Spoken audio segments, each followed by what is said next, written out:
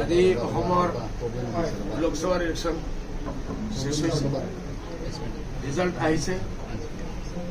আমি যি ৰিজাল্ট আমাৰ পাৰ্টিৰ কাৰণে গোটেই অসমৰ ৰাইজে বা ভোটাৰে যিটো দিছে আমি এইটো মাথা নত কৰি আমি গ্ৰহণ কৰিছোঁ।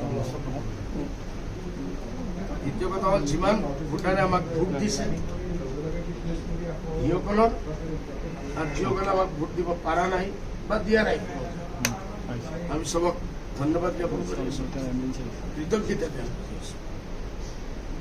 ৰকিবুল হুছেইন সাহেবক স্পেচিয়েলি মই ধুবুৰীত মই আন্তৰিক ধন্যবাদ দি আছোঁ। তেখেত 9.5 লাখ গোটেই ভাৰতবৰ্ষত 3 নম্বৰ বোধহয় নম্বৰ পাইছে মোৰ জনা মতে, ইমান গোটেই তেখেত জিকিছে। এইটোৰ কাৰণে মই তেখেতক মই মোৰ পাৰ্টিৰ ফালৰ পৰা আন্তৰিক ধন্যবাদ জ্ঞাপন কৰি আছোঁ। আৰ এটাই মোৰ আবেদন যে গোটেই অসমৰ বা ধুবুৰীৰ মানুহ যি আশা আকাংক্ষা লৈ আপোনাক শিকাইছে আৰু মই যিমান কাম আৰম্ভ কৰিছিলোঁ বা আৰম্ভ কৰাৰ ইচ্ছা আছিল এইসব কাম আমি 100% পজিটিভলি আপোনাৰ লগত আছোঁ। টাইম টু টাইম আপোনাক মই জ্ঞাত কৰাম, আপুনি এইসব কাম কৰিব বুলি মই আশা ৰাখি আছোঁ।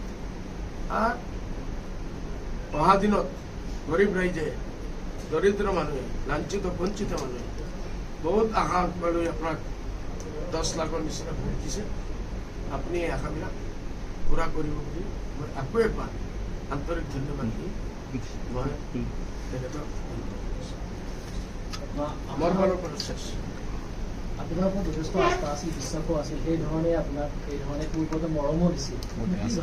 কিহৰ কাৰণে আপোনাৰ মৰম চব এইটো আমি বহিব লাগিব। এতিয়াতো আপোনালোকৰ সন্মুখত মই ধুবুৰীৰ পৰা আহিছোঁহি, এটলিষ্ট কমচে কম 1 ঘণ্টা 2 ঘণ্টা যদি নবহো বা 2 দিন পিছত নহওঁ, ইনষ্টেণ্ট যিটো মোৰ বুজত পৰি আছে 100% আমাৰ ভুল আছে। নহ'লে যি মানুহবিলাকে আমাক মাথাত উঠাইছিল ইমান কম ভোটে ইমান বেছি ভোটে কিয় হাৰালে, এইটো এটা ৰিচাৰ্চৰ বিষয়, ৰিচাৰ্চ কৰিব লাগিব। 2026 আমাৰ সন্মুখত আছে। আমি এৰ আগত আমাৰ ভিতৰত যদি কোনো আমাৰ সৰকাৰসকলে বা যে কোনো মানুষ গদ্দাৰি কৰে থাকে আমি চিনাক্ত কৰিব লাগিব। ইতিমধ্যে আপোনালোকে জানে এই হাইলাকান্দিত আমি 2টা শোকজ নোটিছো দিছোঁ। আজি হাইলাকান্দিত যেটা রিপোর্ট আহিছে এইটো বুঝায় গোটেই হাইলাকান্দিৰ মানুহে ৰিজেক্ট কৰিছে। ইউডিএফে বোধহয় 2000 ভোটো পোৱা নাই পুৰা। বহুত আশ্চৰ্যৰ কথা যে মানুহবিলাকে আমাৰ MP একবাৰ 2বাৰ কৰি জিকাইছিল, এই মানুহবিলাক ইমান নাৰাজ হৈছে এইটো আমি ৰিচাৰ্চ কৰিব লাগিব। দ্বিতীয় কথা হ'ল গোটেই ভাৰতবৰ্ষত এটা ভেৱ আছে যিটো এৰ আগে মই মোৰ জীৱনত দেখা নাই। মানুহে মোদী চৰকাৰৰ ওপৰত, মোদীৰ অত্যাচাৰৰ ওপৰত, মোদীৰ 402 পাৰ আৰু তাৰপিছত সংবিধান বদলি কৰিব, বাবৰি মছজিদৰ মামলা, বাবৰি মছজিদত ভাঙি মোদীজীয়ে জবৰদস্তি ৰাম মন্দিৰ বনাইছে। এই টাইমত 4টা ডাঙৰ মন্দিৰত কি কয় পূজাৰীসকলে কৈছে বোলে এই দিনটো মছজিদেৰ কাৰণে বহুত বেয়া আছে।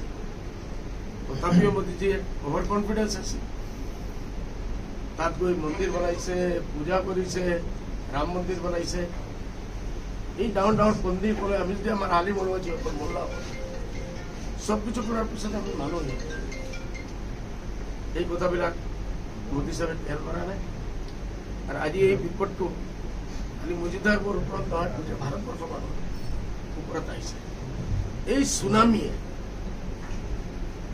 খালি মুছলমানৰ কথা মই নকওঁ, আমাৰ OBC দলিত আৰু বহুত মানুহ। উত্তৰ প্ৰদেশত আপোনালোকে চাই কি হৈছে সুনামি, গোটেই ভাৰতবৰ্ষত সুনামি হৈছে। মমতা বেনাৰ্জী দিয়ে 35 বা 36 সিট মমতা বেনাৰ্জী আছে। এইসব কথাই গোটেই ভাৰতবৰ্ষৰ এটা সুনামি আছে, তুফান আহিছে। এই তুফানৰ ভিতৰত আমাৰ অসমো সোমাইছে। অসমত নগাঁও হওক, কৰিমগঞ্জ হওক আৰু ধুবুৰী একদম কম সময়ৰ ভিতৰত গৈছোঁ। আপোনালোকক ক'ব পাৰোঁ, সেইটো মই কৈছোঁ। বাকীটো আমি পঢ়িম, এতিয়া আজি জমা হৈছোঁ, কালি পঢ়িম, পৰহি পঢ়িম। এক দুদিন পিছত ইমান ডাঙৰ ঝাটকা লগাৰ পিছত একদম আপুনি বহি যাব, চিন্তা কৰি ল'ব, সেইটো নহ'ব। অলপ টাইম দিব লাগিব। মানুহ দুশ্মন আহিব, বহুত মানুহে বহুত মাত মাতিব, তাৰ পৰা আমি বহুত কিছু পাম। আৰু টাইম টু টাইম আপোনালোকক আমি জ্ঞাত কৰিম।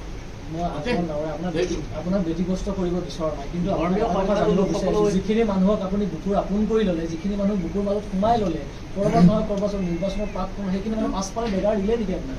মই কৈছোঁ যে আমি এইটোৰ কাৰণে পঢ়িম, চিন্তা কৰিম, আমি ইনকুৱাইৰি দিম। তাৰপিছত যে কোনো মানুহ যদি এনেকুৱা উঠাইটো হ'ব পাৰে, ইমান ডাঙৰ এটা বিল্ডিং একদম চেতো ভাঙি দিয়াটো সম্ভৱ ভাঙি নহয়। নপৰে। না ভাঙিব নোৱাৰে, কোনো না কোনো এটা গণ্ডগোল হৈছে। It will take time. আপোনালোকে আমাক টাইম দিয়ক, আমি ইনশাল্লাহ টাইম টু টাইম আপোনালোকৰ লগত। এনে আমি 26 ইলেকশ্যনৰ সন্মুখত আছে, পাহৰা নাই। 26 আমি জিকিব লাগিব, 26 ৰিটাৰ্ণ বেক কৰিব ইনশাল্লাহ। এইটো মই আপোনালোকৰ দোৱা বিচাৰিছোঁ, আপোনালোকে আশ্বাস যি হ'ল 26ৰ কাৰণে আপোনাক সাজু হ'ব। 26ৰ কাৰণে দল শেষ নহব। ইন্দিৰা গান্ধী হাৰিছিল, দল শেষ হল।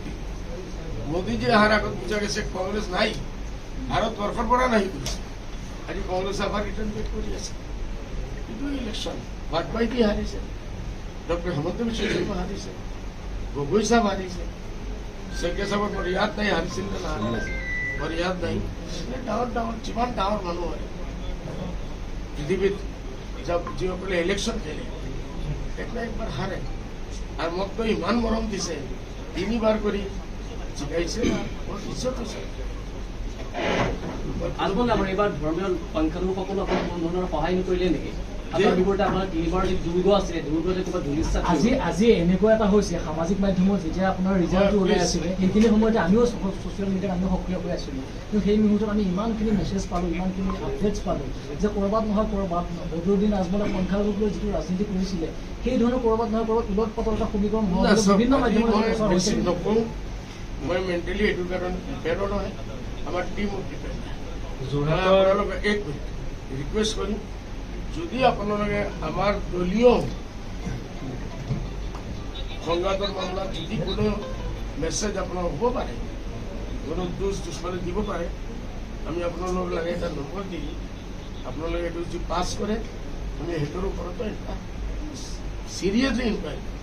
অ'কে, যোৰহাটৰ সফলতাক লৈ কি ক'ব বিচাৰিব? যিহেতু যোৰহাটৰ গৌৰৱ গগৈ জিকিছে, ভাল কৰি জিকিছে, আমি তেখেতকো ধন্যবাদ দি আছোঁ।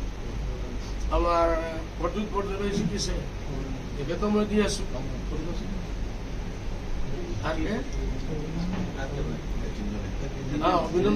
আজি ক'ৰবাত উপলব্ধি হৈছে নেকি যে কংগ্ৰেছৰ সৈতে মিত্ৰতা ভংগ কৰাটো আপোনালোকৰ ক'ৰবাত? এইটো আমিতো কৰা নাই না, কংগ্ৰেছেই কৰিছে। আমি বাৰ বাৰ বাৰ বাৰ বাৰ বাৰ এইগুলি কৰা নাই। তৰুণ গগৈ আপোনাক কৈছিলে হুইজ আজমল, তাৰপিছতো যদি চাই এবাৰ আপোনাৰ মৰ্চাটো আপোনাক নল'লে কংগ্ৰেছ। আপুনি আমাৰ আজি আৰু বেছি মাত মাতাৰ ঠিক আছে চাহাব, আজমল চাহাব, মই 26ৰ কাৰণে আপোনাক সাজু। Thank you.